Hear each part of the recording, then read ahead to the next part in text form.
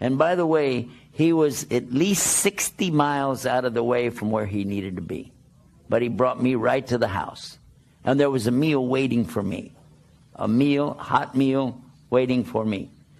Now, I didn't know that was going to happen, did I? A few hours before, I was standing out in the snow, in the ice. And now here I am in a nice warm house, got food to eat. And what a lovely ride I had. And maybe he made shahada, I don't know. But if he did, maybe Allah will even count that as me giving effort to somebody to get to Islam. Now, in this story I just told you, did you see any beauty there? Huh? Or did you just hear, oh, this guy had a hard day, and it was really a lot of problems, and blah, blah, blah. What if I had not been there? What if I had not been there? And the man fell asleep and had an accident and died and never got to Islam. What if? Now, that's not the qadr of Allah. This is the way Allah wanted it to happen. It happened according to His plan. I'm just showing you, though, if you change anything in Allah's plan, weird things would happen. Allah knows what's best. And if you said, well, somebody died, how could it get worse than that? Worse? They could have lived. Because maybe they died on the fitra. Maybe they died as a Muslim. Or maybe they died, and because of their death, other people will get to Islam. Or at least other people won't leave Islam. You don't know, and I don't know. It's up to Him. Isn't it?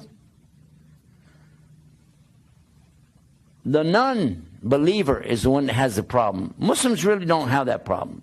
You get upset. You know, my dad died, and he did die. But you know what? Because I was Muslim, I understood it. And I cried, by the way.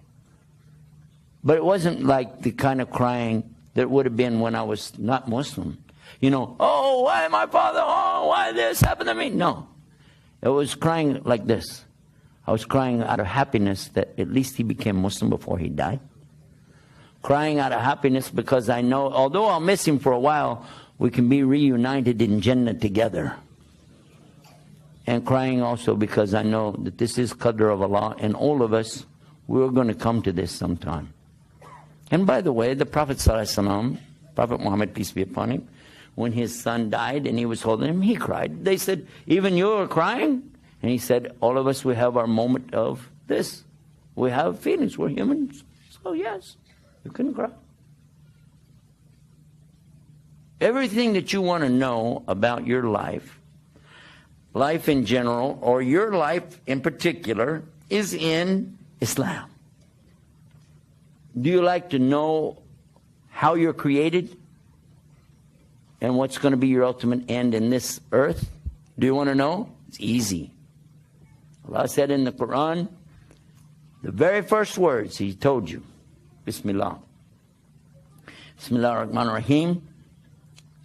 Iqra bismi rabbika alladhi khalaq. خلق الإنسان من علق. Here Allah is saying, and these are the first words revealed, recite in the name of your Lord, the one who is the creator, created the human beings from an alaqa. An alaqa is what? Today, you can ask anybody, it's in embryology, and they'll tell you, yeah, it's that little tiny thing that you can't even see with your eye, but it clings to the wall of the uterus inside of the mother, and it forms a blood clot, and it's shaped like that little worm-looking thing or leech that they have down in South America. And by the way, all three of those things are alaq, alaq, alaq.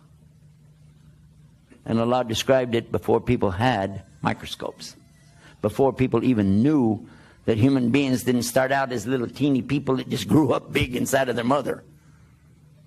And Allah described all the trimesters. Allah described all of the shapes, being in shape and out of shape, like a chewed lump. All of the things that Allah speaks about of you being created are in the Quran. And then your final outcome, where you'll be. He tells you everything along the way, but the ultimate is, Kullu nafsin da'iqatul maut. Every soul will taste death. Yeah? Wow. What do you want to know? Do you want to know about the creation of Allah? And He tells you about the universe. Do you want to know about the earth? And he talks about the earth. And the sun and the moon, it's all there. Where? In the Quran, the speech of Allah subhanahu wa ta'ala. How much proof do you need? What does it take for you to catch it? He's given you everything. There's the owner's manual, not only for the human being, but the entire universe. What do you want to know? What you need to know? It's there. It's there. But the most important thing of all is to know that you can communicate directly with Him, and you do not need an intercessor. You don't need to go through a human being or an animal or a piece of wood or a statue, but you can use your heart and communicate directly with Him anytime you want to. Isn't that a beauty of Islam? And the Prophet Muhammad, peace and blessing be upon him, he told us an amazing thing. Again, with this same thing, the same focus. Ajib. Amazing is the condition of the believer, because only good happens to them. When anything good comes their way, they make shukr, thank you to Allah. But any difficulty, any fitna, major calamity comes their way, they make sabr, which is to be persevering, steadfast, patient. And it's all good for them, he said. But only in the case of the believer. Only in the case of who? The believer. That's the beauty of Islam.